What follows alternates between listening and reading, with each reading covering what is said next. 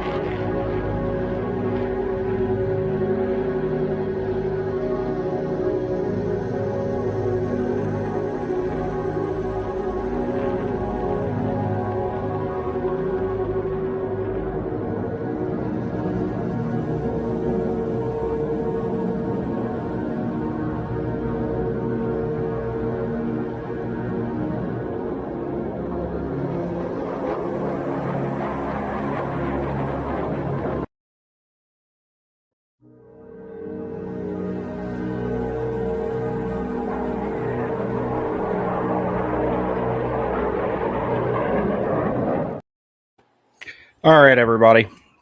I'm not expecting a whole lot of people to show up at 10 o'clock in the morning on a Wednesday in September. But if we have them, we have them. That would be great. But this is going to be a pretty informal thing. I'm just going to kind of catch up with you guys because I know I haven't streamed, I think, since the acquisition of Nikolai Ehlers, I think, was the last time I was on here. So it's been a little bit. So I want to see how y'all are doing too.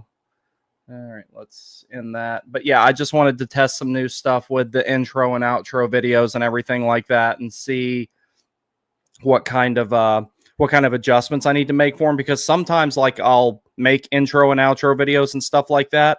They'll look good when I play them back in the editing software or when I play them back in Windows Media Player. And then I upload them here and then they kind of do funny stuff. And that's kind of what's happening with these, but I know what adjustments I need to make on those now. So that was the big thing I was looking at there and everything. So we are getting really close to preseason. And over the course of the next hour, I will entertain whatever you guys want to talk about in the comments. Let's be reasonable. Don't ask me stupid questions like my shoe size or anything like that. Shoe size is a tame way of saying something else, as you know.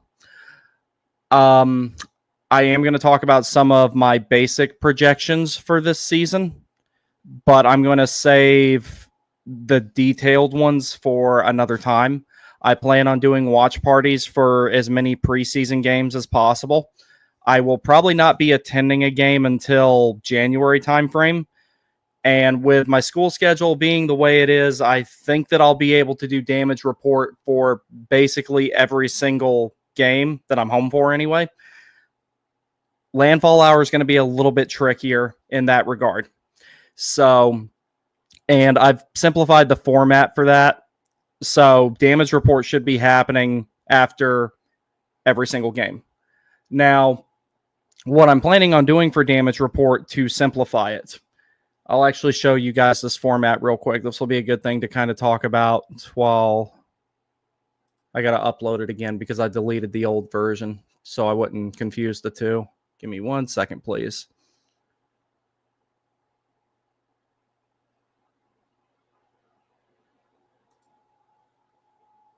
By the way, bonus points if anybody can name, without looking, what squadron that F-14 is from, what squadron that FA-18 is from, and what squadron that TF-16N is from.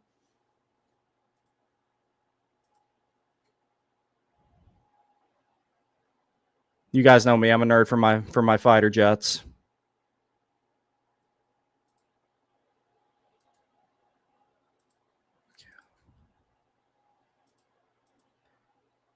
Alrighty. So the new landfall hour format is going to be pretty simple. I based it basically on what I came up with in the playoffs because, or I'm sorry, damage report. Damage report is a lot easier to do than landfall hour because landfall hour is me trying to be using predictives and trying to project what's going to happen during a game and say what the Canes need to do to win. So that it's very open-ended. There's a whole lot of variables there. When a game is over, whatever happened, happened. At that point, it's historical data, and it's pretty easy to say this is what happened and be accurate as opposed to this is what's going to happen, I think. So the way that I'm going to start doing damage report is basically I'm going to go right into it.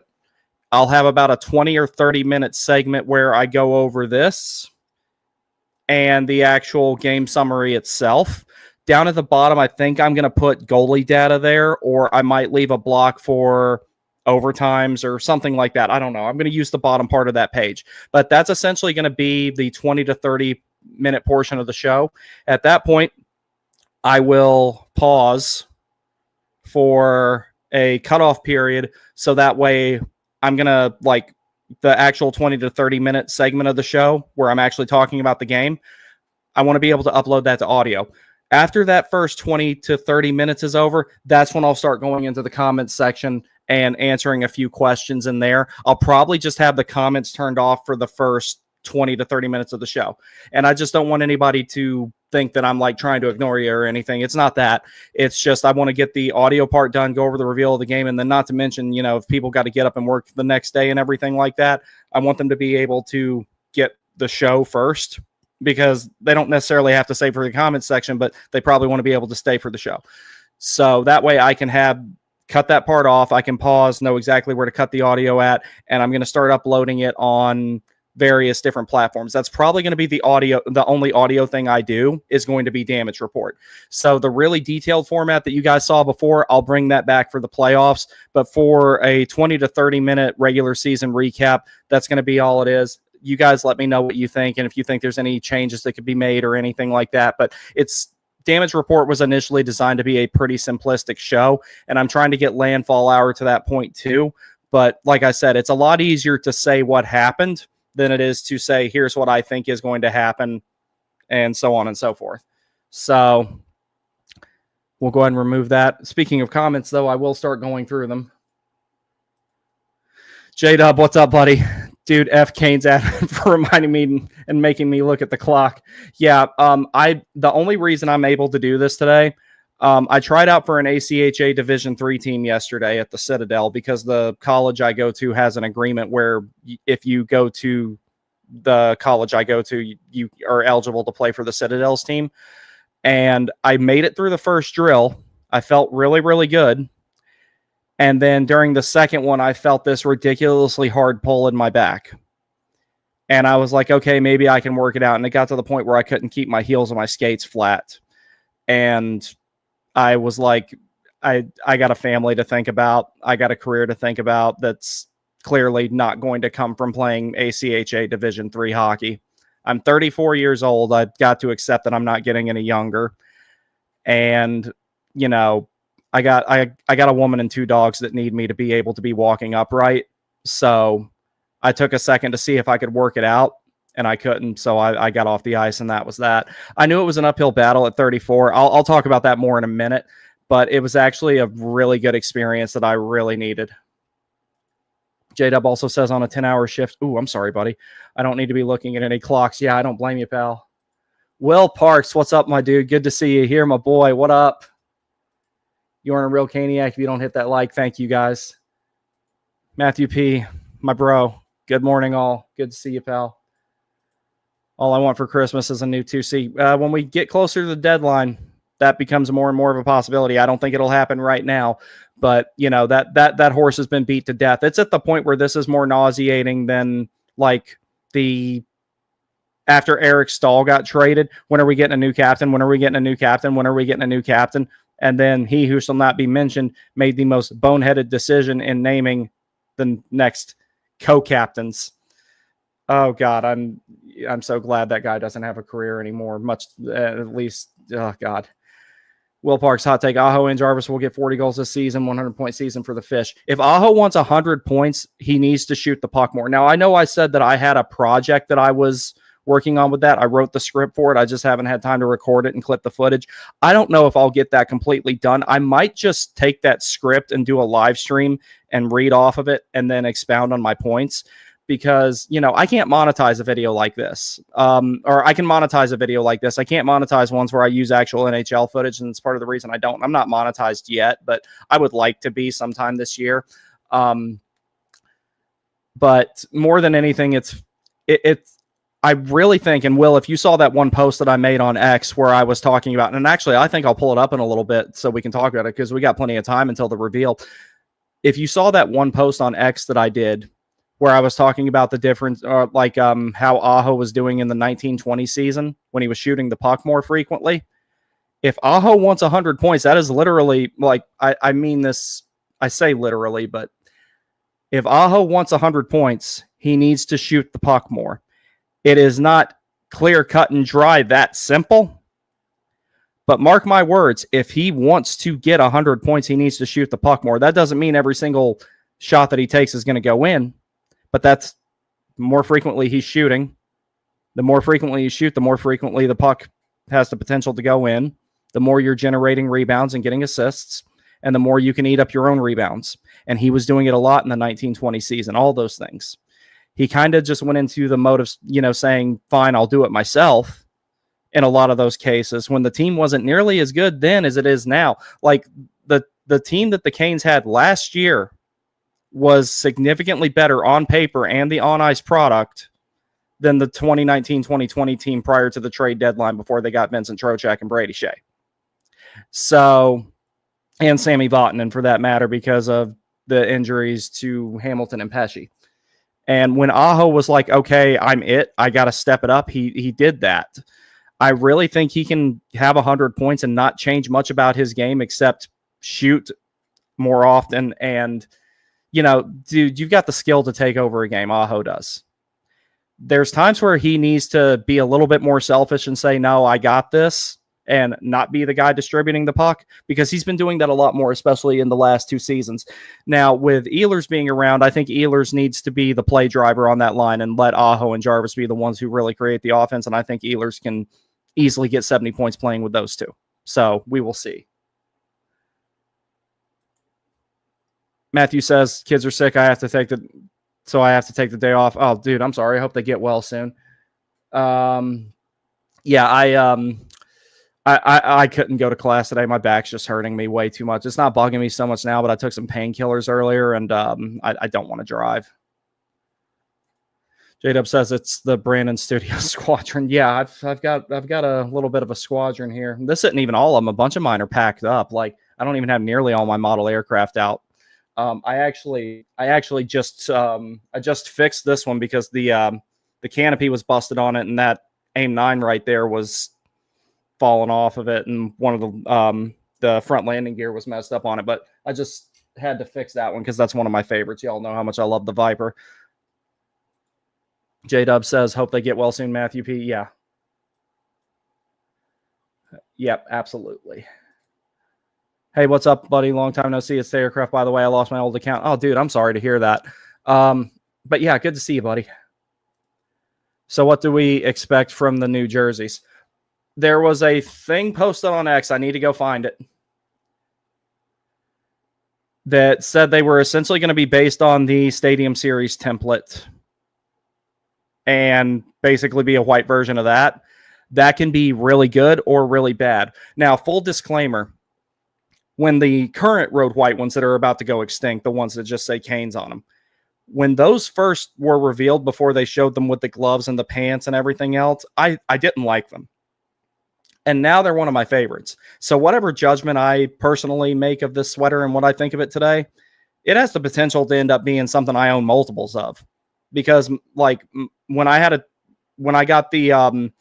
decided that I wanted to get an Aho sweater, and I've got two now.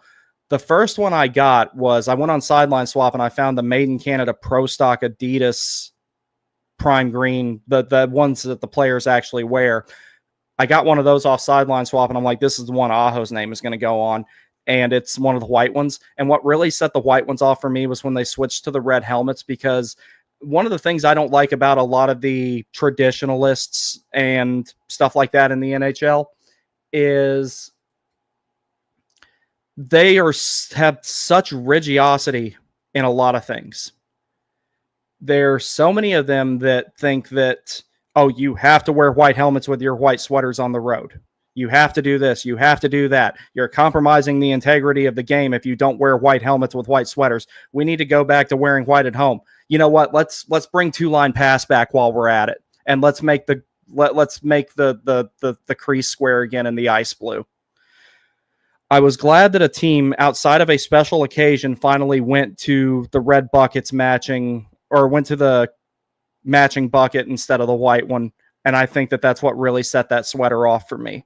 So that's why I really liked it. Now, part of the reason I'm like that, why I like the matching helmet so much, is I grew up watching, minor league hockey. Two of the three teams I grew up watching are actually on this hat, the Fayetteville Force and the Fayetteville Fire Ants. And I think that's why I have such a love for that, because in that league, I don't think anybody wears white helmets. They just all have one that matches whatever their primary or one of their secondary colors is to their home and their away sweaters. And then they have like this mismatching thing going on, like if they wear a special sweater or anything like that. So that's just my personal input on the matter. That's where I have to see the full setup before I can really, really judge it.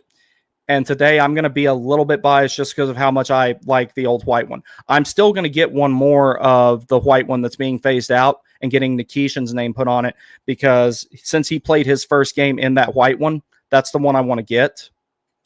And honestly, like out of the three that the Canes are using right now, that's my favorite one. Or were using, I should say, since the current white one's being faded out. Dylan also says we wait for the deadline, our options will be a lot better. Yeah, teams will start falling out of contention, and then that's when you can start, like, because for all we know, the Buffalo Sabres are actually going to end up being good. Oh my god, I actually said that. Let's just say the Sabres do pull an EA Sports NHL 26 hut team thing and actually manage to make the playoffs. Tage Thompson's out the window. Let's say the Red Wings do the same thing. Larkin's out the window. But a franchise like that, you can kind of start poking and prodding them to try and get something from them when they start falling out of contention. They're not going to do it right now, and they shouldn't. Because then at that point, you can, the other franchise involved in that, let's say it's Buffalo, let's say they fall out of contention. Like they're like 8 points out and it's March, maybe 10, maybe 12, preferably 14. And Tulsky calls them up and says, hey, that really, really tall guy that wears 72, yeah, I want him. Buffalo can just say, well, he's ours. We'll drive up the asking price and then try and get Tulsky to pull on a panic trade, or, pull the trigger, with FOMO and everything, thinking that he's not going to have another chance to get a player like that. And then Buffalo potentially gets a bigger return from that. Or if Tulsky's the only guy making a bid for Tage Thompson, and this is all theoretical, which he wouldn't be. There would be other teams out there, that could offer significant packages just like Carolina could. In the event that they make that phone call, then Buffalo can still have all the leverage too. You want him. How bad do you want him? So we just have to wait and see how that how that situation materializes right now, because there's a multitude of different things that could happen. But there's options out there, and there's probably somebody out there that none of us have ever even mentioned that could become a possibility. Like, I remember when the Trocheck trade happened, that hit me out of nowhere. And I did not like Vincent Trocheck. So when he came to Carolina, I was kind of like, I don't know about this. But then I was like, okay, I see why I don't like him. He's annoying to have playing against you. But then he's really good to have on your side. And then he goes to the Rangers, and I'm like, okay, I'm back to hating him. But, there could be somebody out there that we as fans are not even really thinking of. St. Louis could have a really, really bad start, and maybe they offer up Robert Thomas, but that's an even bigger outside possibility than Tage or Larkin, if you ask me. But I would be okay with any of those three. And if you ask me, Robert Thomas might be the best fit for the Canes out of all three. So we'll see. It just kind of depends. So let's see here. Give me 1 second, boys. Okay. Chevy 80Z says, worked all night, need to go to bed, but I'm not missing this drop. I don't blame you, brother. I don't blame you at all. I'm definitely going to lay down after this drop, though, because my back is not agreeing with me right now. Slavin is our GOAT. Aho has potential for 100 points if Rod doesn't shuffle the lines every 5 games. Yeah, and Aho is not even the biggest victim of that. It's more so KK. The team is better now. It's deeper. It really is. See, one of the things I would love to see, if they can find a way to get another center without giving up KK, then you can build a third scoring line of KK, Robinson, and Hall. And for example, Florida's third line was probably their best line in the playoffs when you're talking about 3 players isolated in comparison to everybody else.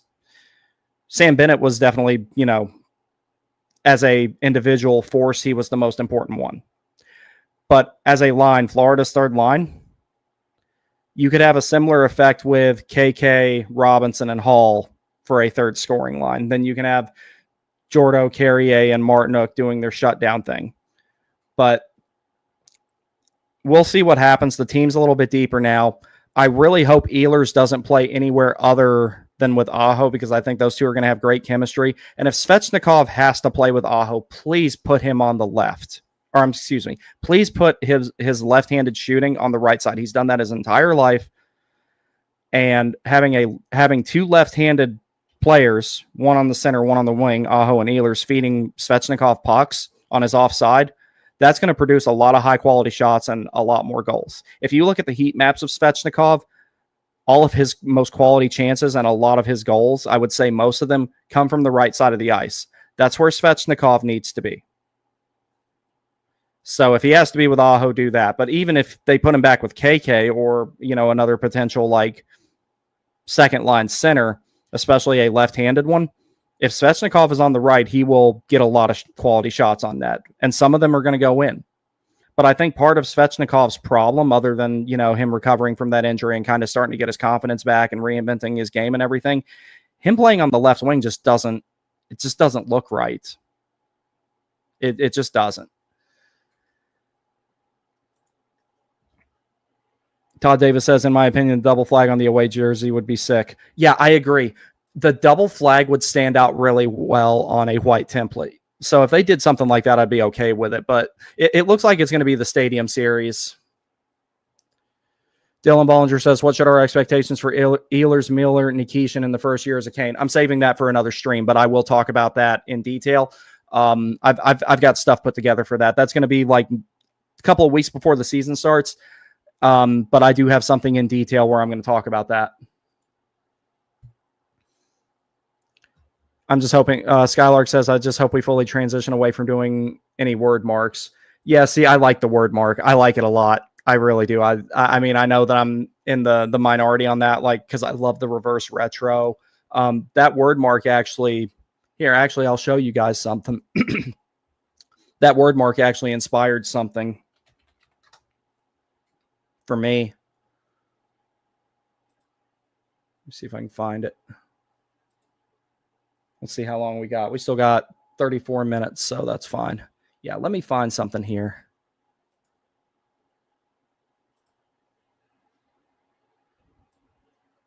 Where is it?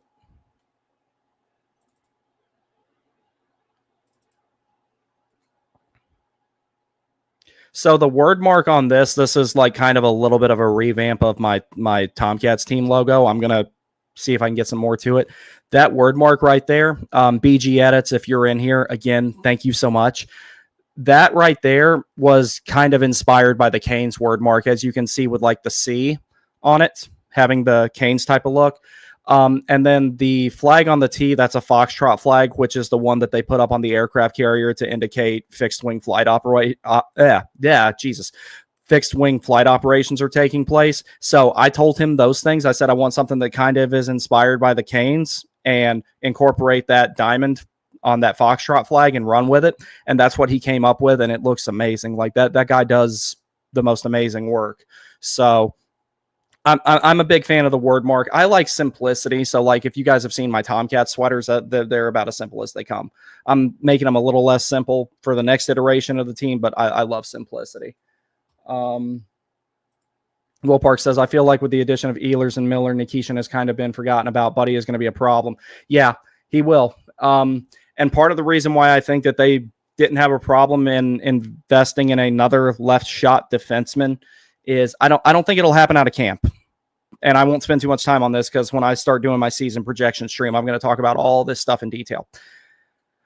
I think that the ultimate plan is to put, if I had to guess, this signals maybe a little bit of change in direction by the organization and the coaching staff. I know I've talked about this before. Maybe, just maybe, they're going to put Nikishin on the right with Slavin. Not at the outset. He's got to learn the system and adapt to some things. But I could eventually see him doing that. The reason being is what side of the ice Nikishin is on is not really as... It doesn't really have as much impact on how he defends.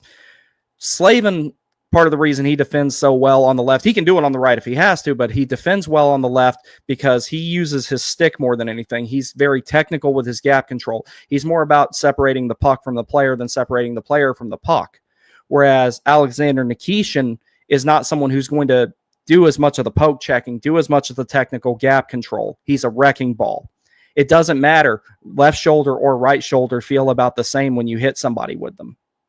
And then not to mention with Nikishin, you need the offense out of him. So I would not be surprised one bit if that eventually happens. And Nikishin is definitely more of a natural guy on the right side of the ice. So we'll see what happens with that.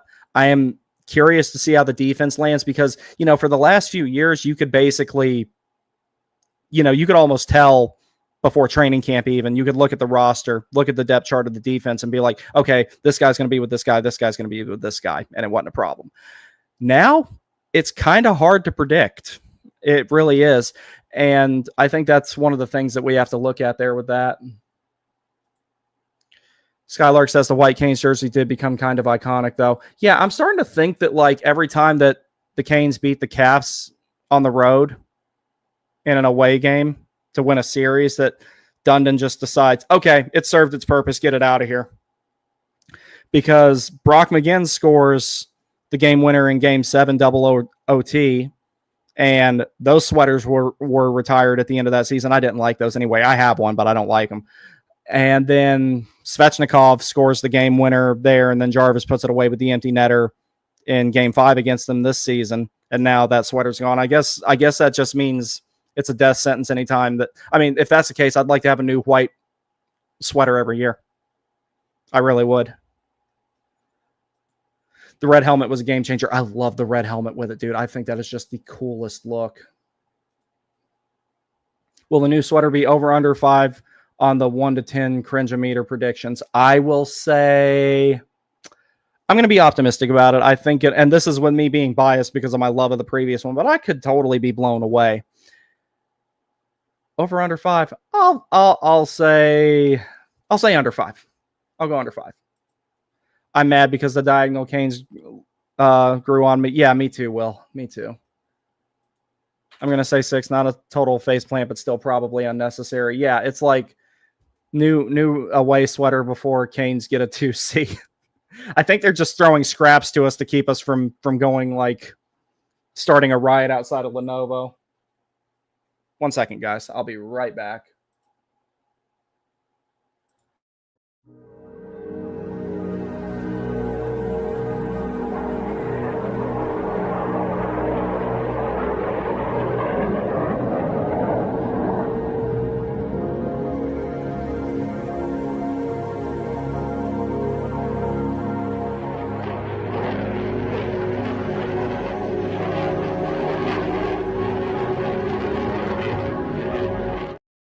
Okay, sorry about that. My dog kind of got his head stuck in that little table over there, and I had to pull him out of it because he was just over there sniffing around. Let's see. Back to the comments here.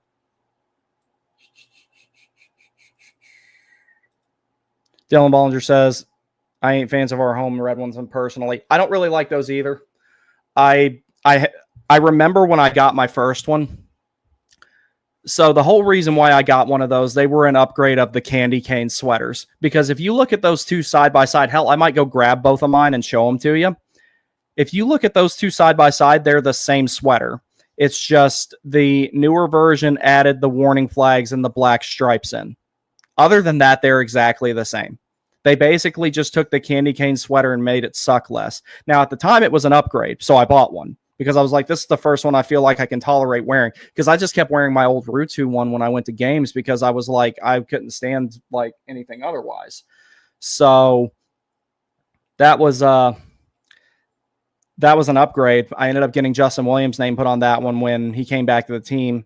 And yeah, it's kind of, the ones now, they're very mid. Now, when they put the old school font on them for Eric Stahl's retirement, and they were wearing those during the warm-up, it actually made a huge difference. The font of a sweater can make or break it.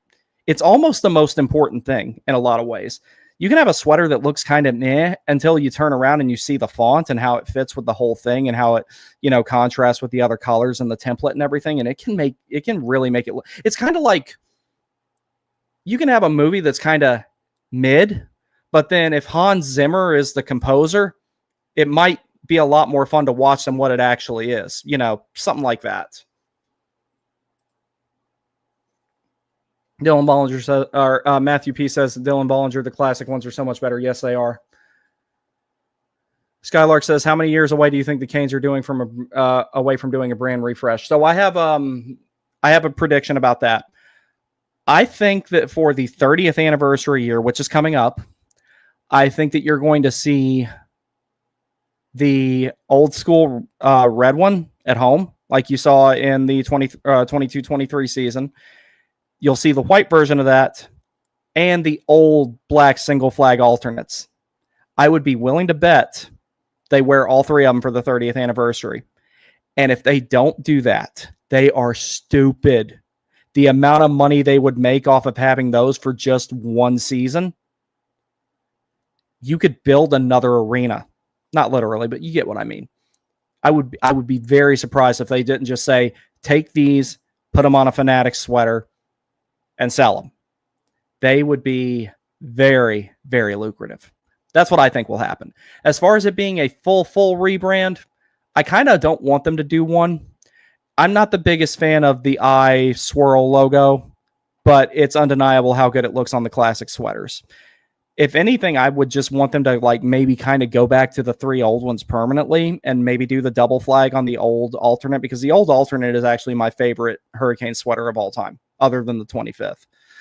And the 25th, part of the reason I think it looked better is because gloves and pants look a lot better than they used to.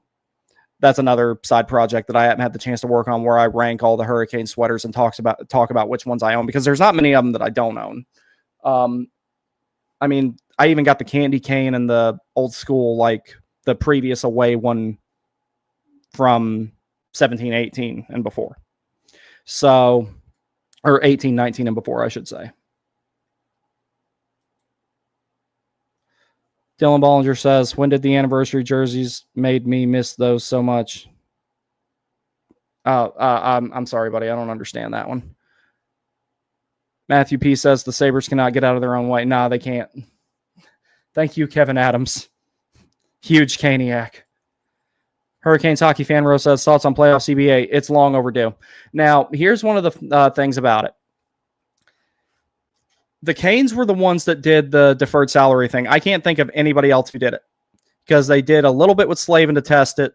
They did a lot more with Jarvis, and then Blake and Stankoven's contracts both had it as well, I believe.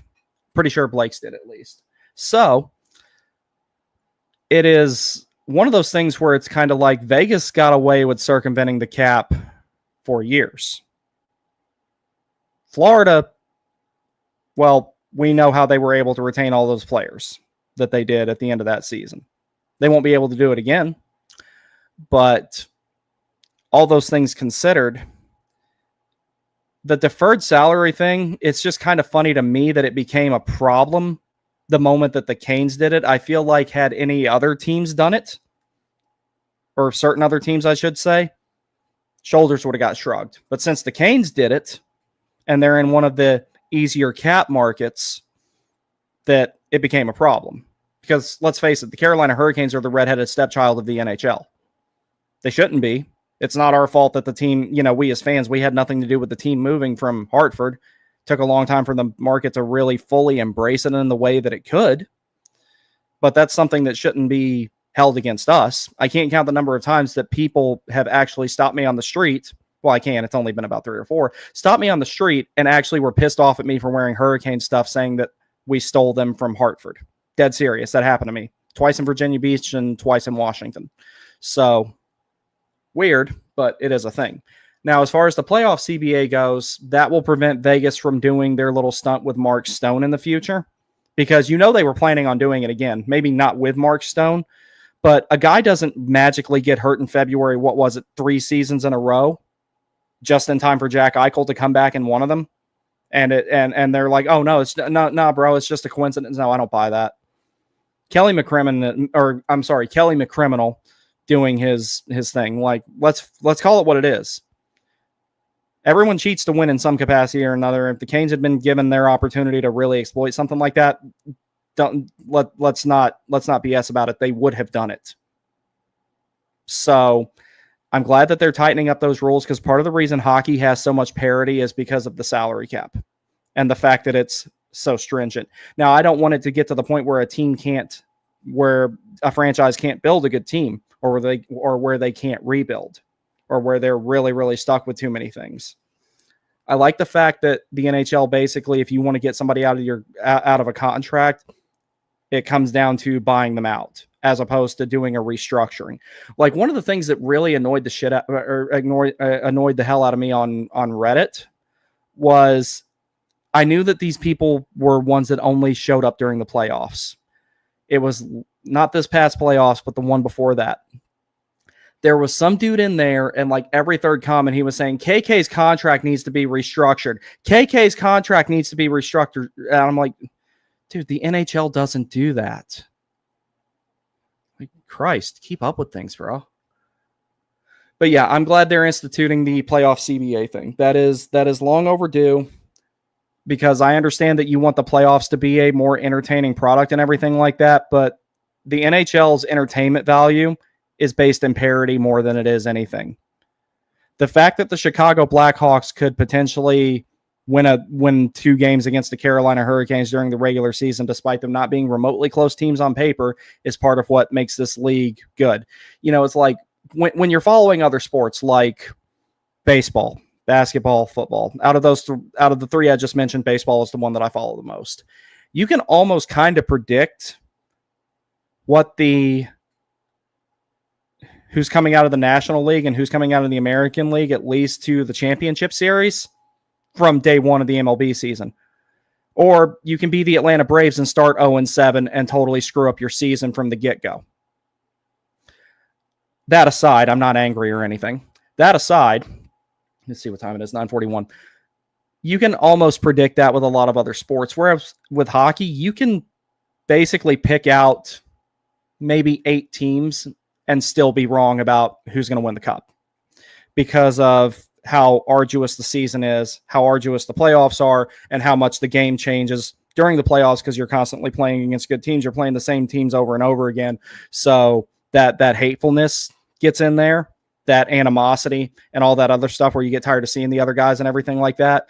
All that comes in there. Now, if you put everybody on a more even playing field in regards to the CBA itself, where Mark Stone can't get injured in February every year, then teams have to rethink how they approach things. And ultimately, they're going to be a lot closer on paper.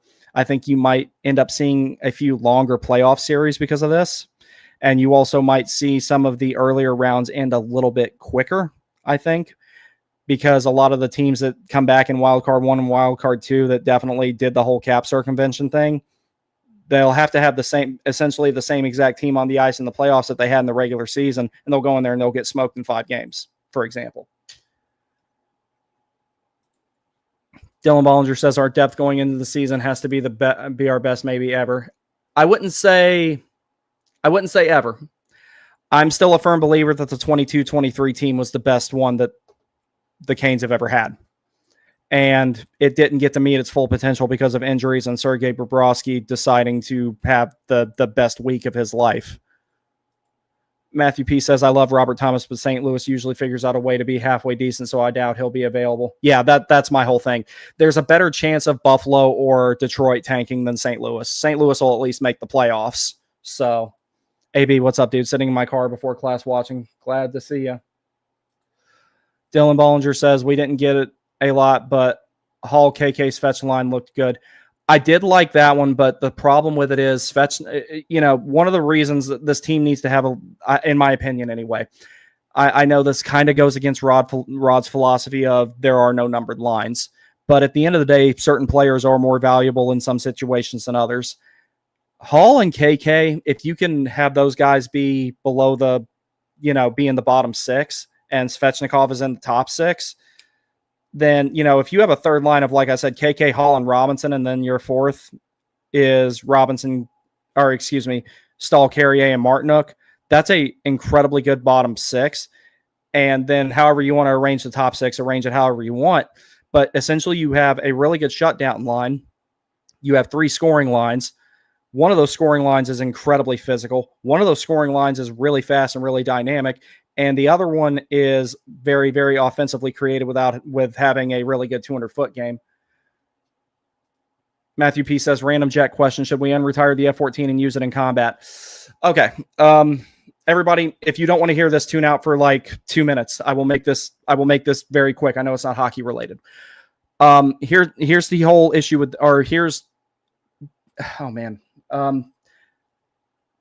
basic problems with that. There's good and there's bad both. And now here's what I would do if you actually absolutely had to bring the F-14 back. I would give it to the Air Force instead of the Navy. Part of the problem with the F-14 is it is incredibly hard to land on an aircraft carrier. It's hard enough to fly as it is, but landing it on a carrier is really hard, and that's where there's been a lot of deaths like Kara Holtgren and everything like that. The ordnance would be a lot better now because you could retrofit it to use the AIM-120D, and it could carry more than it could have the AIM-54, and the AIM-54 is an outdated missile anyway. You probably need to upgrade the engines on it a little bit, give it a little bit better of a power plant and everything like that. But if you had to pull them out and use them for combat, you could. The problem with it is F-14s, they're really expensive to maintain. That was part of the rationale of retiring them, along with, let's face it, they were hard to fly. They were incredibly hard to land. And more than anything, one of the reasons the maintenance on them was so hard is like a lot of the unlocking rivets on the panels of the jet so that you can like open up certain parts of it and work on it. A lot of them were different sizes. So you had to, anytime you wanted to work on something small, you had to bring like 4 or 5 different wrenches with you to do it. And that's part of the rationale of why the F-18 is an easier platform to maintain. With Iran's F-14s being all smoked, and because Israel bombed them all, there's no reason why the US's F-14s couldn't be pulled out of the boneyard, unmothballed, have their engines put back in them, and be used if they were needed. It's not practical, but considering the long-range strike and defense counter-air capabilities of the F-18, if you really just had to have the F-14 back, I would just say give it to all the Air National Guard units and teach them how to fly it. because that would be its best purpose at this day and age. And, essentially it would be like having a second set of Strike Eagles around too, because of the amount of ordnance that thing can carry and deliver. Like, it gives the F-15E a run for its money in the ability to deliver ordnance in all weather situations and deliver a ton of it at once. Okay, airplane rant over. Sorry about that, guys. All right. Dylan Bollinger says, you see Nicky interview where he began learning English during the summer? Yeah, I saw that. Matthew P. says, yeah, I don't want Slavin on the right. Slavin would be far less effective on the right. He can do it if he has to, but he would be far less effective there. Nikishin, it would be good for him in 2/3 of the ice and irrelevant for him in the defensive zone, because he's not going to be someone who does a whole lot of the poke checking. He's going to be someone who lays the body a lot more often once he adjusts to the pace of the game and everything like that. Matthew P. says, I completely agree. Let Boone light up forwards with his right shoulder. Yeah, and that's why Nikishin needs to be with a safety valve of a partner, regardless of who that is, whether it's Slavin or Chatfield, Walker, whomever, so that way he can do that aggressive gap control and throw those really aggressive hits. Because there's going to be times where he steps up to make those big hits and he's going to get burned. It happens to everybody. It's going to happen to him quite a bit at the beginning. Once he adjusts to that and figures out how to adjust to that and everything, then he'll be fine. Colby McLam, what's up, bro? Just getting on. What's your prediction? What it looks like? It's very optimistic. There was already a lot of rumors saying that it's basically the Stadium Series sweater, but with a white font. So we'll see how it is. A Panthers place. What's up, dude? The font makes the aesthetic complete. Yeah, the font really sets it off. That's, you know what? Speaking of the Panthers, that's one of the reasons I love their jersey so much, is because of the font. Dylan Bollinger says the flag would be our new permanent logo. Yeah, I like the flag. I like it a lot. I really do. I mean, clearly I like it a lot. But it definitely just feels more alternate to me, the flag itself, as opposed to the actual Storm logo. But the Storm logo, I think maybe you don't really need to get rid of it or phase it out. And if you do the old sweaters, you definitely need to have it. But I want to see I would like to see maybe them rework that a little bit, make it a little bit more modern. Don't make it bland, because there's a lot of modern things that are bland. It's like there's one of the reasons that we didn't want to live in the Washington metro area anymore. I remember me and my girlfriend went to go see a musical in Tyson's Corner. And I drove past Tyson's Corner every day on the way to work. But when we actually went there and walked around, if you ever read that book, 1984, and it talks about how all the buildings look the same and everything's gray and bland and boring and just kind of lifeless and suppresses the soul, that's what that place was like. So I don't want it to be too modern, because modern often means boring, but something a little bit more sleek and vibrant, maybe something like that, Panthers place. I'm just happy it's finally getting to the weather in Raleigh to wear my sweaters more often. Yeah, and I even felt, down here in Charleston, I even felt that, because I was walking around this morning. I got used to just throwing on a pair of flip-flops and my shorts and tank top and taking my dog out for a walk. And this morning I was kind of like, I ain't going to be able to do that here much longer. I'll have to throw on some sleeves or something in the morning. Yeah, and I got a while to go before I'm going to get to go to a game, but I'll show you guys why here in a little bit. Matthew P. says, yeah, Vegas, Tampa, and Florida blatantly cheat to win a cup and no one bats an eye, and the Canes save 0.1% of the cap and everyone loses their minds. As the Joker would say. Rest in peace, Heath Ledger. Aaliyah, Yasmin, what's up? KK Defenders Unite. I'm going to defend the kid all the time. I still think he needs to maybe get traded for his own good, but I think that he's just kind of been a victim of circumstance with the Canes. Colby McLam says, also, how do you feel about a sweater where only the big warning flag C is the crest? That's a little too simple for me. That's very, yeah, that's a little bit too simple. I mean, the way I'm visualizing it, yeah, I wouldn't care for that. Now, maybe if you do an NC, maybe that you can make that work somehow and add something else to it. And one of the reasons why I like the Canes so much is because, or a lot of their branding so much, is they don't incorporate. This is going to sound weird, but stay with me. They do not incorporate too much hockey in their actual logos, which I like. And what I mean by that is, you look at some logos of certain other teams, I can't think of anything off the top of my head, but just stay with me, where the person in the logo is wearing a hockey helmet, has a hockey stick, and is wearing hockey skates. Like, for example, that Fable Fire Ants logo there. The Fire Ants holding a stick. You look at, like, for some odd reason, the one I'm thinking of, the North Bay Battalion, is basically dude wearing a hockey helmet, holding a stick, and basically wearing, it's like he's breaking the fourth wall with wearing the sweater of his team on the sweater itself. I like for the minimum amount of hockey to be incorporated. That's why I like that logo so much, because it's got the stick and then the rest of it is thematic to the name of the team. So, it's like when you incorporate hockey too much itself onto the sweater, I'm kind of like, well, what was the point of even trying to be creative? That's one of the things I like about the Canes branding more than anything, is it leans heavily into the storm theme, the storm warning theme, that's what I like about it. So Hurricanes hockey fan Rose says, where do you see Jank playing? Depending on what happens with everyone else, he'll be the 4C, or he'll probably get traded maybe, because Jankowski wouldn't be a hard guy to move. If they get another second line center without trading KK, I could see him getting traded in some way or another. They definitely won't just waive him. He's a valuable enough player where they could get that late pick back for him that they gave up last year. Dylan Bollinger says, I hope Janko is out there. A great example to F someone being just okay, then coming here and something just clicking, like Robinson, Rosie having their best years. Yeah, we could see how that works out and everything.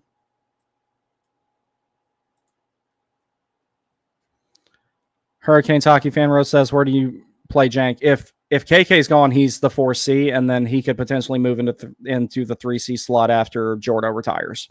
In terms of a traditional depth chart, I know that Rod doesn't number his lines, but just for the sake of saying where he would be, he's one of your bottom six centers. So it's just kind of like waiting to see what the 2C question mark. Once that's answered, a lot of other things fall into place for this team, but that's not going to get answered until at a minimum January, but more than likely, I would say no sooner than the 15th of March, that question is going to get answered. But all the Canes have to do is make the playoffs. So it's like the Canes, it's like they're at the point where it's like people are like, oh, we need to get another goalie. We need to get another goalie. Okay, I agree. But the thing about it is, there's not much of a question that Freddie's going to be the guy in the playoffs if it's anything like last season as far as the goalie rotation goes, because Kochekov had a first half of the season, he was good, and then he fell off a cliff, and Freddie was the clear-cut guy to go. And then Kochekov, that game he came in relief, he did good, but then game 5 against the Devils, he gave up 3 goals relatively quick. So that's not really as much of a question mark right now, because you can make it through the playoffs with one goalie. And then the other thing being, but a second line center, you need that all the time. You need that for every game. So when that question gets answered, that's when a lot of other things fall into place, because there's a lot of questions right now, not necessarily bad questions, not a lot of how are we going to solve this problem? How are they going to solve that problem? So on and so forth. It's more so the pieces are there. How are they all going to line up? Paniac, I don't know if I should read that or not, because I have no idea what that term means. I'll be perfectly honest. You kids and your vernacular is hard for me to keep up with. I just learned the other day what drip meant. Like when I hear drip, I think of like a faucet that's not working properly. Dylan Bollinger says modern means no personality, like at the McDonald's nowadays compared to when we were kids. Yeah, dude, that's a perfect example. Yeah, no, that's a great way to put it. It's just like this bland, flat, colorless building with a big golden arch on it. I'm like, I don't eat shit like that anymore anyway, but I'm like, all right, we'll get through these last few comments here. Oh, wait. Oh, damn, there's a lot of them. Okay. All right, guys, let's go over to X here. Let me do the share screen thing.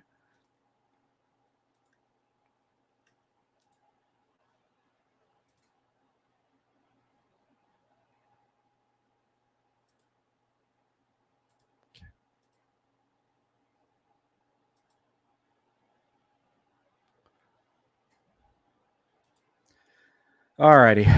Everybody seeing that okay? All right. Give me 1 second here, guys. I'll get it all sorted out.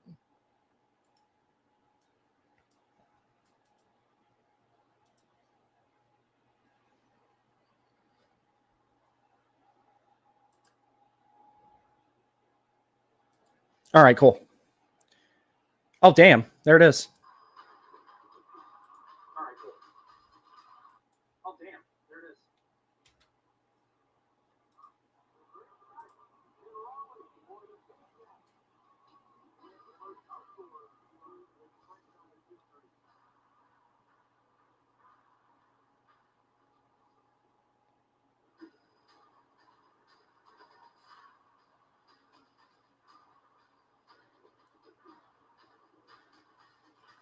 Dude, that actually looks really good.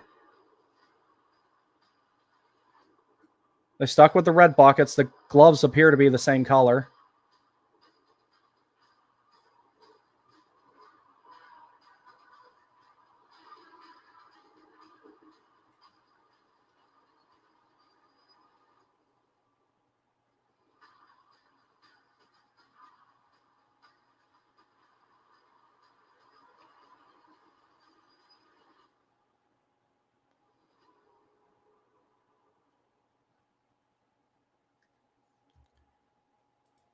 All right, let's go through this frame by frame here. We'll go through it frame by frame here in a second, but I want to see what some of the comments are first.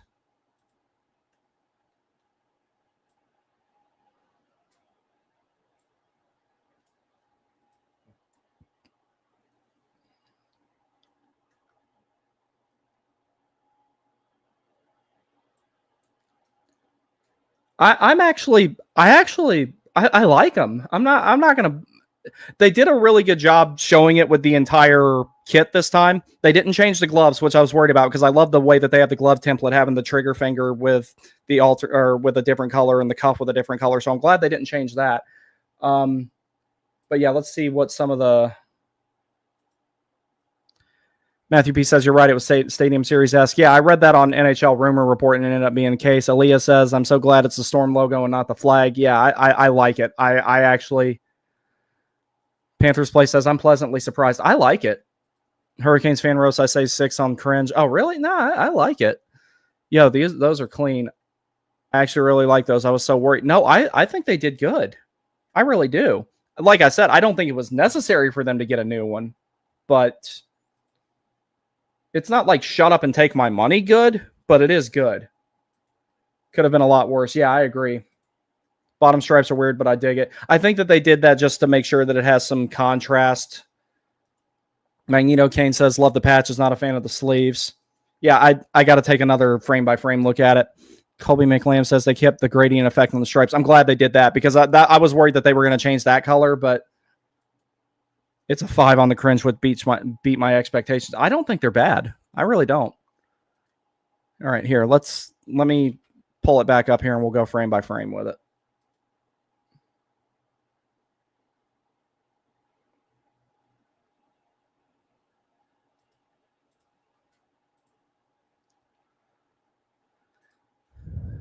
Okay, I'll turn the music off. Okay, that doesn't tell us anything. Let's see the whole thing.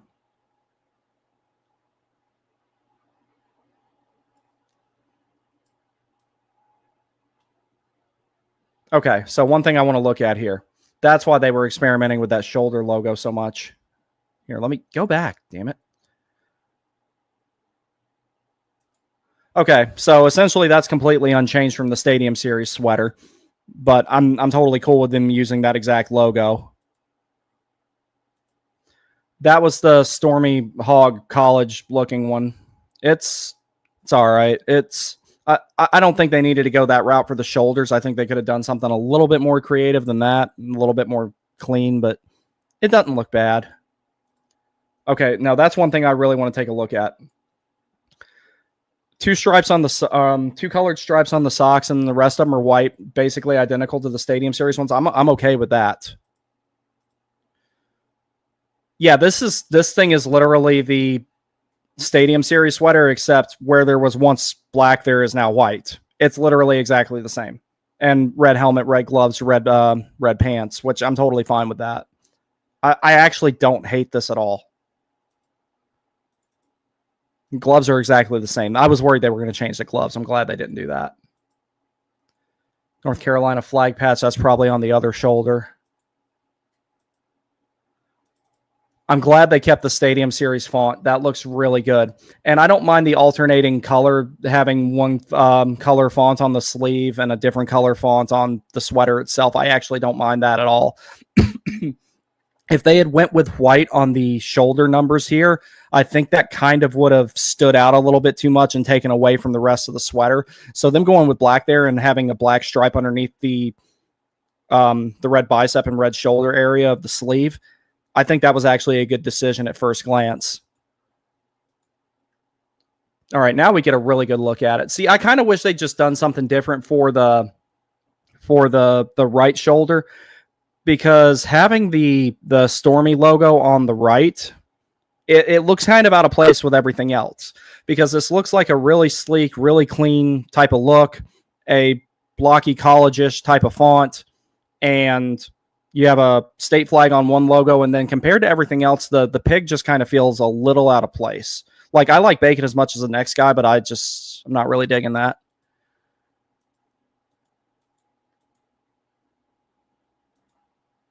Trying to get a better look here.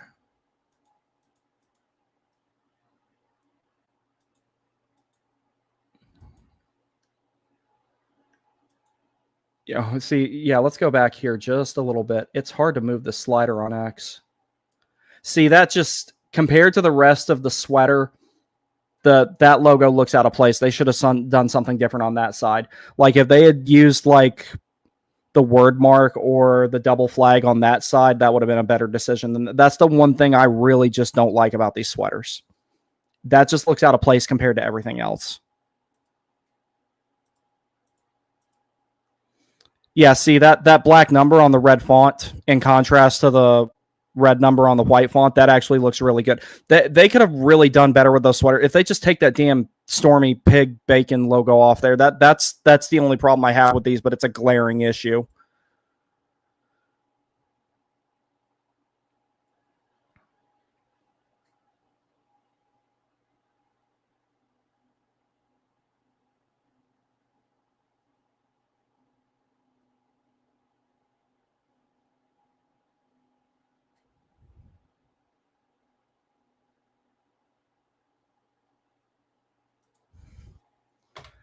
I am actually not disappointed in that at all. I was actually I was pleasantly surprised with it. I really was.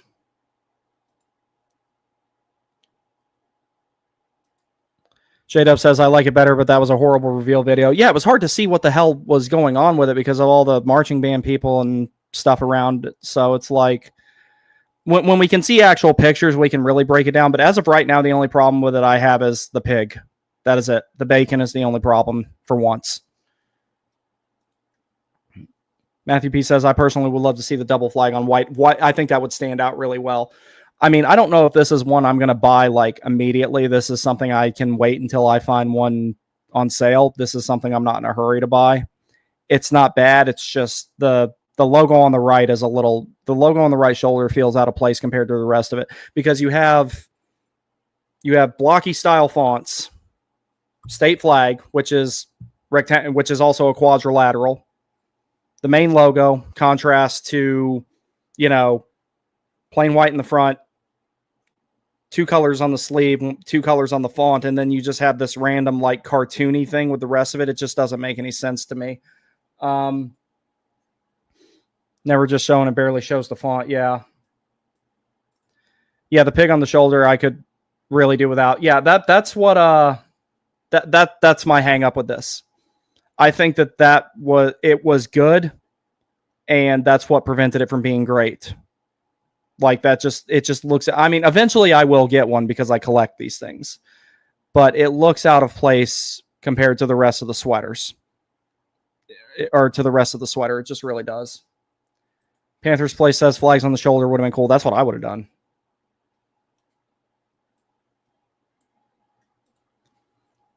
It's not my favorite, but it's still solid. I agree.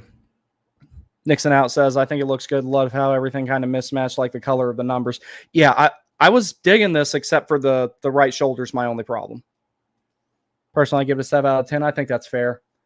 Kobe McLam says, why not make this template for all three? It really works and is different. I don't think the Canes are ever going to have a template of all three ever again, unless my 30th anniversary prediction comes through. It just doesn't seem to be the way that Dundon and company likes to do things, is to have, they like having three different templates, and then plus there's the Whalers one and everything else. So yeah, like I said, my only problem is the pig logo. I think that's a big turnoff to me. I won't be in a hurry to get one of these, but they could have been a lot worse, and they turned out pretty good. So I'm not upset about it. At least it's not like laughably bad. Actually, hold up. You know what we can do? Let's go to the comments. Ooh, this could be good.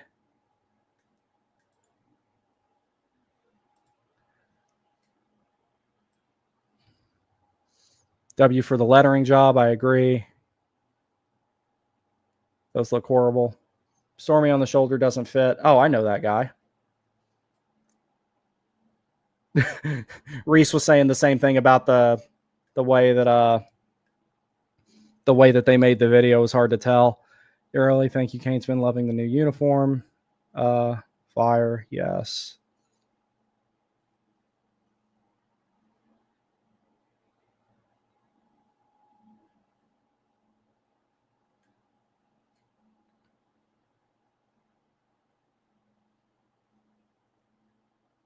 No, I don't think we're going to have the Bandit games this year.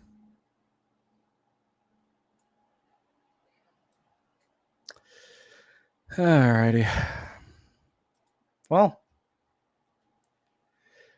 like I said, I don't hate it. But the thing that separated it from I will buy one as soon as possible to I will buy one when I get the chance was the shoulder on the right. The pig just looks out of place. That's my only thing with it. Other than that, I think they look pretty good. I really do. I just don't think it was necessary. That's just me. I personally just don't think it was necessary. So I'm going to take a quick break and grab some water and some Gatorade because I'm thirsty. And I will be right back to answer some more comments. I'll hang out with you guys for another 30, 45 minutes or so at the most.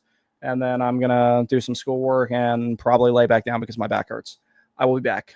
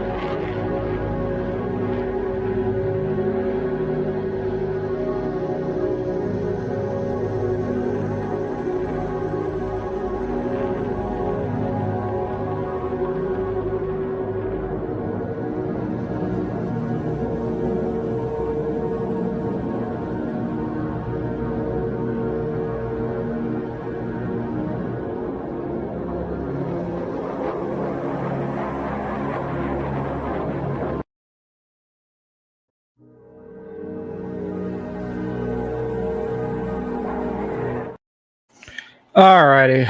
Let's see here.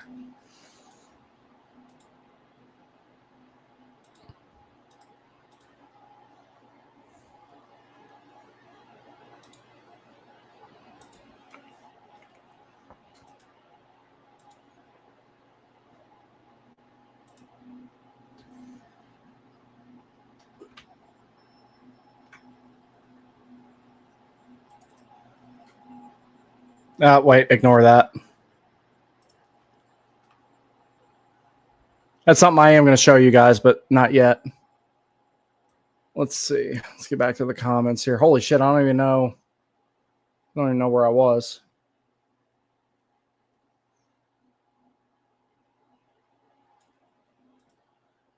Jordan says, I don't hate it, but don't understand not going back to the original look. Yeah, I just didn't really see the necessity of this.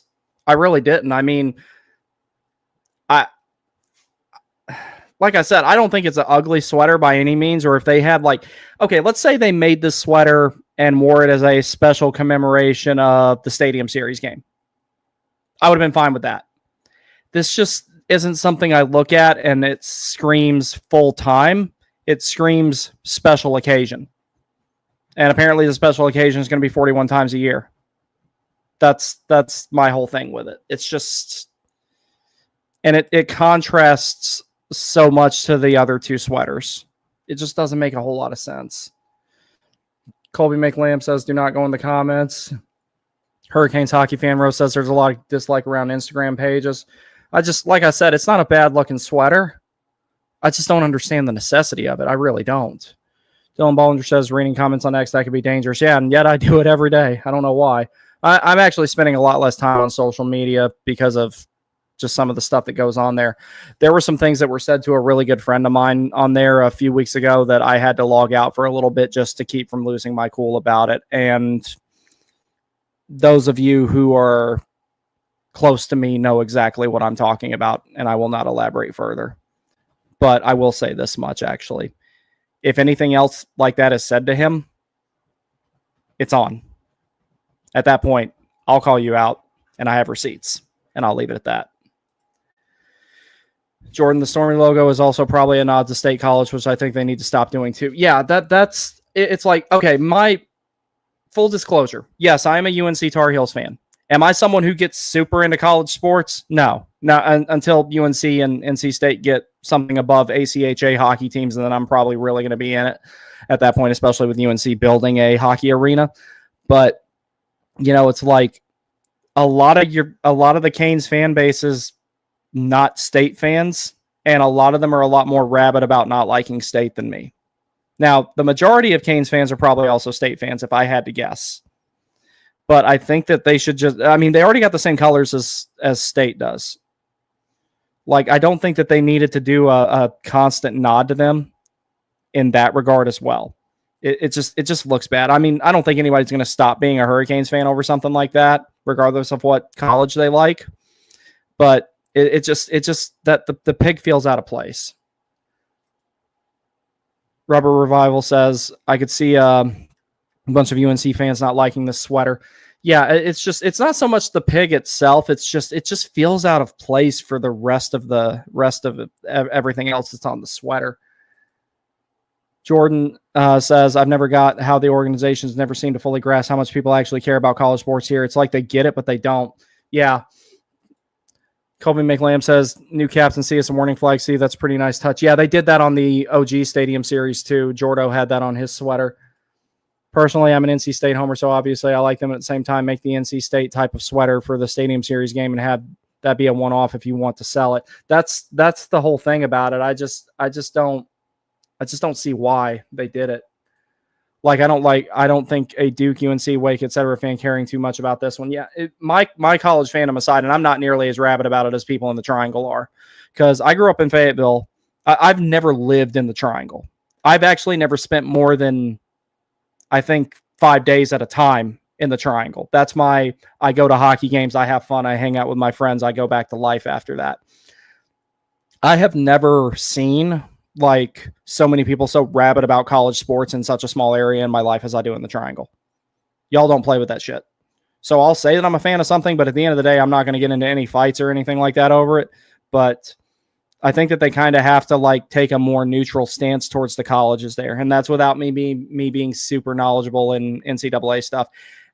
My only guess is, since, the only professional team like at the highest level in that area is the Hurricanes. So I guess that's why college sports is so big there, was because it was the thing for a long time. If I had to guess, like I said, I've never lived up there, so I don't know. I didn't go to my first Hurricanes game until I was 19. I only watched them on TV up until then, when I wasn't at Fire Ants games at the Crown Coliseum.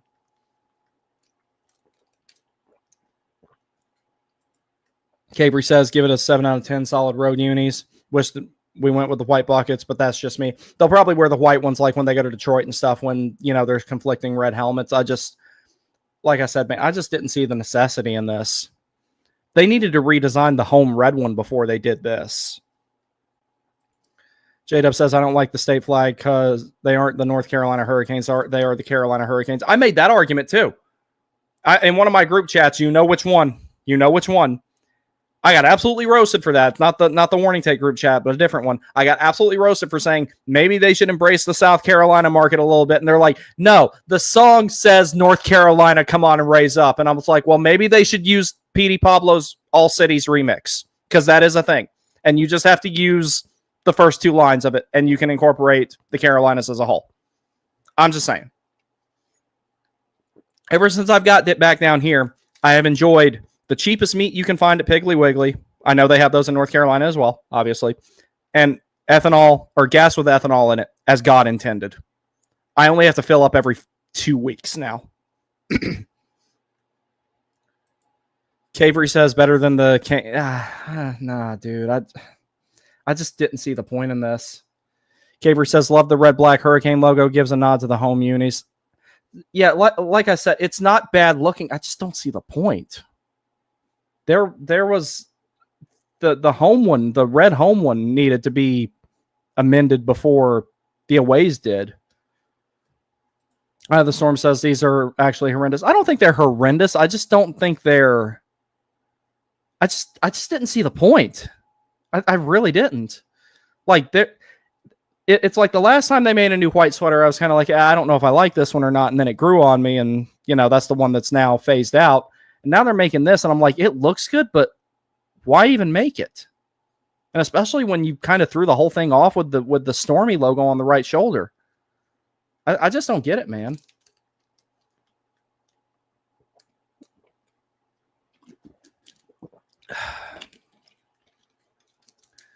Yeah, I don't understand that one. Give me 1 second, boys. I'm looking up something here.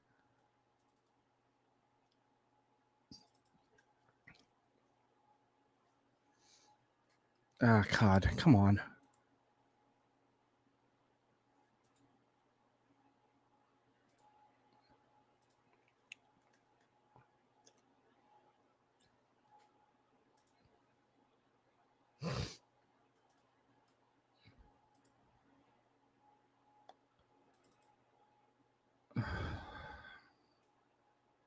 Why is this not working? Damn it.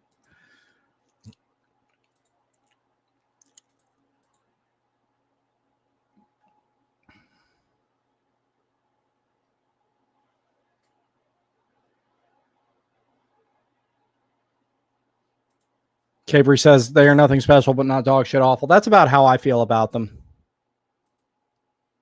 It's just, if you're not going to do something that's like revolutionary, something that makes a big difference, maybe the players wanted a new, I don't know. I just don't see the point. Without including both Carolina markets, the NHL would have probably not even allowed the team to go there. Maybe that's just me. Yeah. And see, what's annoying about it, so down here in Charleston, they have the Stingrays, which I refuse to be a fan of because they're affiliated with the Caps. That's like, all this talk about, like, that's one of the reasons why I wish they just hadn't affiliated with the Gargoyles, because I'm here. I'll just give you guys my honest thoughts about the way that franchise is going to go. I think it's going to be a train wreck, and it's either going to get sold or it's not going to last long. I just something tells me that something's going to go wrong with that. I don't want it to. I want it to succeed. I really do. And contrary of some of the things that people may think because I've had my fair share of exchanges with Biz and Wit online at times, particularly Biz. I don't hate either one of those guys. I just think that when it comes to BizNet, the spectrum that he's on and the spectrum I'm on with our thought process, I've always thought that he is either spot on with things or he misses by a mile. There's not much in between with him. Like when he said the stuff about Connor Bedard playing pond hockey, he was spot on with that. He really was. But then there's other times he says stuff that I'm kind of like, bro, really? How did you come up with that? So, it's like that. And I've never really sat down and listened to Spit and Chicklets either, especially since I started my own show, because I don't really have time to listen to other people's shows. Like when I'm not doing schoolwork or if I'm not at work, I'm trying to make my own content. And that's part of the reason I took a break from it, was so that I could focus on some other things. But, they've got a really, really untapped market down here. And it's like there's a lot of people here who are fans of the Caps just because of the Stingrays connection. I'm like, it shouldn't be that way. Now, don't get me wrong. There's plenty of Canes fans here too. I've ran into many of them that were, the fans predating the Rays and Caps affiliation. So a long time, for example. But I think that the Hurricanes, like they had an affiliation with the Greenville Swamp Rabbits at one point. I think that it would have really been in their best interest to maybe try. I mean, it would have never worked because the Caps and the Stingrays have a really good relationship. I think that, Carolina should have tried to tap into this market a little bit harder, because you'll get most of North Carolina by default. And the area where I live, it's not nearly as bad as Raleigh as far as being subplant heavy and transplant heavy, but there's a lot of people from other places here. Now, maybe, and the thing about it is where I work at an ice rink, I get a lot of visibility of people who are not from here that moved here. And I mean a lot. Like every 3 people I meet are probably not from South Carolina. So, and I'm also not originally from South Carolina. So it just all kind of depends. BTS says, what's up? So glad we have our logo back, even if it's the different colors. Yeah, I just didn't see the point in this. This just felt like it's like out of all the priorities that the Canes have, it's like, hey, it's like the meme with the little bro wanted 5 guys but didn't have 5 guys money, peanuts it is, champ. And it's kind of like Canes fans wanted a second line center so that they could possibly win a Stanley Cup, but didn't have second line center money. So new away sweater it is, champ.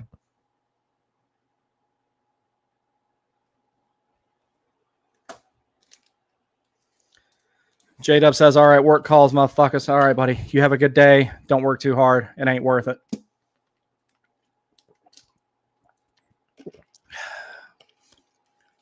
All righty. But yeah, there's something else I want to show you guys if I can get it to get it to download properly. Because I want to show you part of the reason I've not been streaming very much.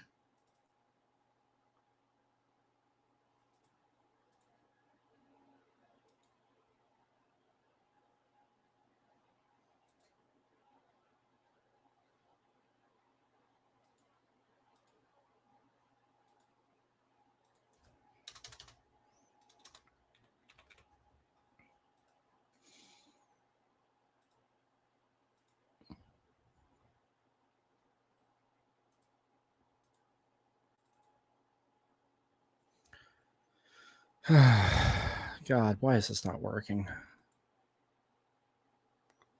me see if I can find it.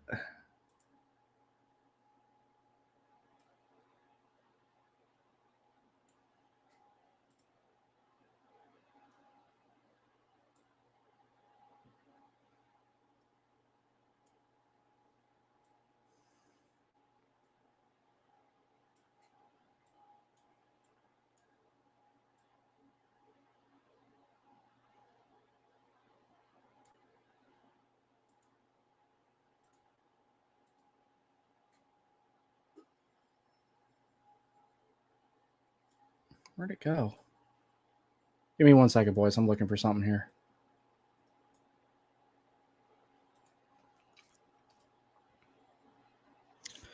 All right, I can't find it. There was a picture I wanted to show y'all. There was another one.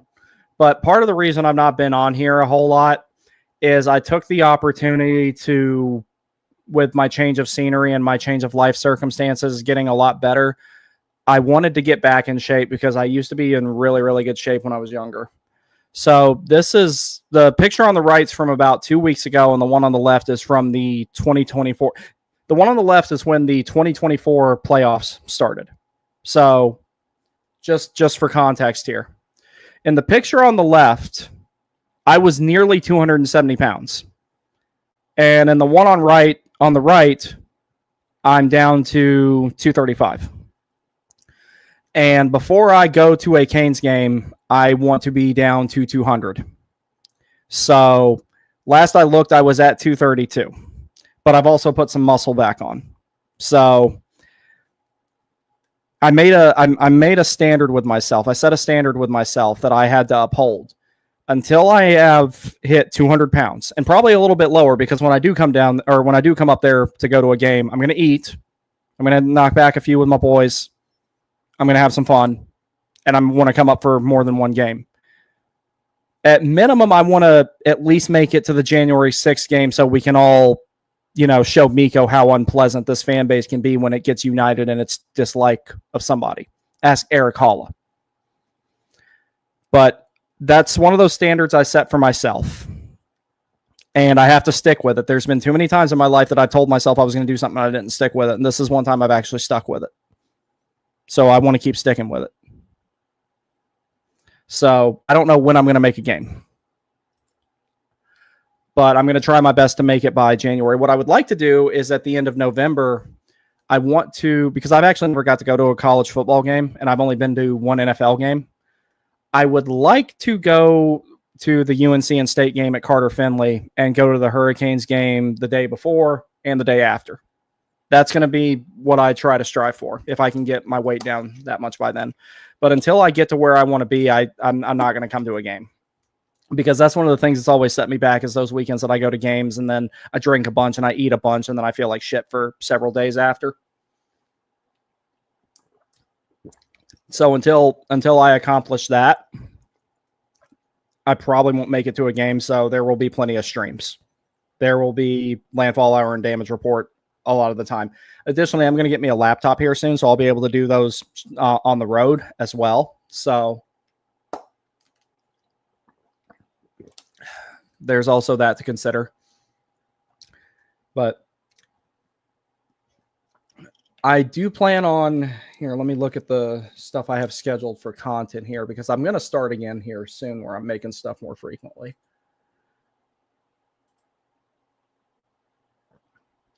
All right, so pretty soon, and Dylan, you asked about this earlier, I have the next stream I'm planning on doing.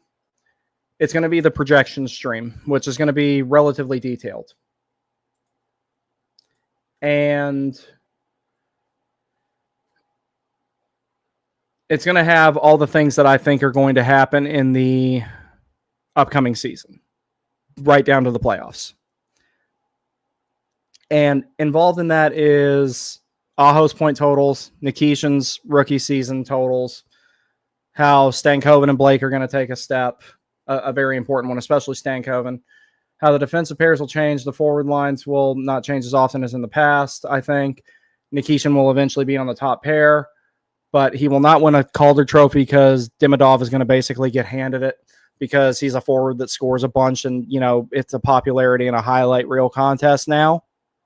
And they don't really, they don't award complete play. And if you want any evidence of that, you don't have to look very far. Just go back to Brock Faber and Connor Bedard. Brock Faber should have won the Calder, but Connor Bedard had been hyped up as the first generational talent since Connor McDavid. So sans injury, there was zero chance he wasn't going to win the Calder Trophy.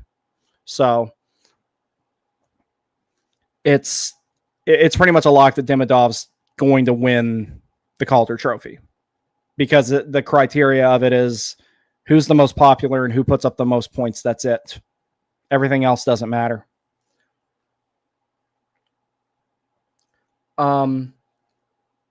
Potential of a second line center trade, which is probably going to be the last time I really talk about it, because I'm tired. I'm kind of tired of hearing about it. Or not tired of hearing about it. It's just there's nothing else really to say about it. And then one thing, I'll save my answer for this for the actual stream, my full answer. I'm going to talk a little bit about the Olympics and who I think is going to win gold in the Olympics. And then I will tell you if I think the Canes are going to win the cup this year or not. I will reveal. I will reveal all that in due time on that stream. And I'm planning on trying to do this one on, say, Saturday. And that'll be that. But for right now, that's going to be the last one for the time being. But Friday or Saturday, I'm going to do the projection stream. And then I'm going to start. I'm going to have some guests on, like, my buddy Devil's Joint. Him and I are going to do a show together right before opening night. Missouri Mike and I are going to do a show. My friend Steve, who's been on the show before, he was on in the playoffs last season. He's a big Rangers fan. He's like kind of helped me get the channel started and everything, encouraged me to do it and everything like that. But yeah, that's about all I got for this one. So current final verdict on the sweaters before the appeal process. They look good. The pig kind of stopped when the pig on the shoulder kind of mitigated it going from good to great. And above all, I just don't think it was necessary. They could have made a couple of little changes to the current away sweater, like made the warning flags at the bottom more bold, or thrown that particular logo on this one to that one, and it still would have looked good. I just didn't see the point in them making it. And I'm not as rabid about college sports as other people in the triangle, so I don't really care about the whole NC State thematics or bias. I just don't see the point. And they have fans of everything there. That was one of the reasons why the Canes became a thing in the first place. They were like, you have all these rabid college sports rivalries in that area. Give them something that they can all cheer for. That was part of the rationale of the Canes to begin with. Why Cormanos wanted to move the team there. So that's why I just personally don't understand it. One last comment here. Todd Davis says, just like the Norris Trophy. Yeah. The Norris Trophy is the problem with it is with I'll do one more rant here, and then I'm gonna go lay down because I really don't feel that good. The problem with NHL criteria in general now, or award criteria in general, and this goes all the way up to the Hockey Hall of Fame and their idiotic rules where you have to be put in, the way that you can't combine for example, Brendan Moore. The Hockey Hall of Fame cannot combine his criteria as a player and his criteria as a coach to put him in, and I think that that's dumb. If you are a 1,000 plus point, back-to-back Selke winning captain of a Stanley Cup team player, that alone should get you damn near over. And then when you combine what he's done as a coach, then that should be like, I'm not saying first ballot, but like, come the hell on. What else does he have to do? And we know the real reason he's not getting in. The real reason he's not getting in is because of a certain person whose number should be taken down from the rafters. I'm not a cancel culture guy, but I'd be totally okay with if they just took Ron Francis's number down. I know he did a lot of great things for the franchise, but the Dark Ages were also pretty bad because of him. Things got almost better instantly after he was out. Gundon did a good thing by forcing him out. Ron Francis was a slow burn GM, and the Canes were not in a slow burn position. So, but we know why Rod's not actually getting in the Hockey Hall of Fame. But that aside, the criteria of it not being able to combine what he's done as a player and as a coach. And I would say the same thing if someone's like a 800-point player and let's say they never won a cup as a player and then they go and they win 2 Stanley Cups as a GM. I think that that's enough to get them in there. It should. That's unique. That's a unique level of accomplishment within the game. And then when you look at the Selke, it's not the best defensive forward. It's the best defensive forward with 60 points. The Norris is based primarily on points. And people say, well, no, it's the all-around position of the game. It's driving possession, all this other. No, it's not. Otherwise, Erik Karlsson wouldn't have won it a couple of years ago when he doesn't even kill penalties. that's one of the first things that I would look at for Norris voting criteria. Is this defenseman? Is he an all situations guy? Does he play power play and penalty kill in addition to those heavy 5-on-5 minutes? No, it's points.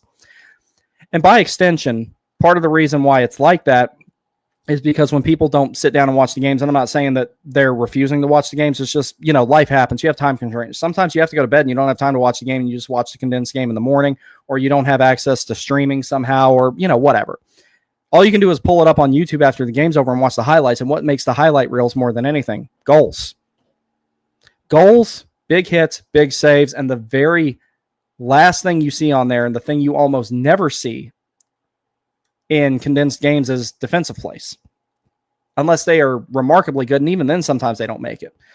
And by extension, goals and those really pretty dangles and snipes and everything like that, that's what gets you clicks now, and that's what drives the sports market or the view market in general. So, by extension, players who give them that type of visibility, that give the NHL that type of visibility, Quinn Hughes, Cale Makar, so on and so forth, they're always going to get more recognition for things like that than someone who actually plays a complete game like Jacob Slavin does. It's just the way it is. And the one time that they managed to recognize that, it took basically an international stage for Slavin to get that recognition. And the thing about it is, the year before that, NHL Network, in their infinite wisdom, said things about Gustav Forsling that people had already been saying about Jacob Slavin for a decade plus, and then had the audacity to say that he was the 21st best player in the league. He's not even close to that. But I'm not saying Forsling's a bad player. I'm glad his career turned out, because it wasn't looking good for him being a mainstay NHL guy for a long time. So, it's not malice. But suddenly he's better at his job than Slavin is, even though we've known a decade plus how good Slavin was at being a shutdown defenseman. Now all of a sudden Gustav Forsling's just better than him out of nowhere. No, I don't buy that. But all right, that's going to be it for me, guys. But yeah, the NHL criteria in general for awards and for even ranking lists and everything, it's who makes the highlight reels the most. It's not about the completeness of the game. That's why when Rupp said that thing about, oh, I'll take a healthy Jack Hughes over Austin Matthews any day. Okay, bro. No. All right. Y'all have a good day. I will see you on either Friday or Saturday night. I will try to. And when preseason starts, we'll be doing watch party streams for that and everything. So you guys have fun. Thank you very much for joining me. I will see you next time.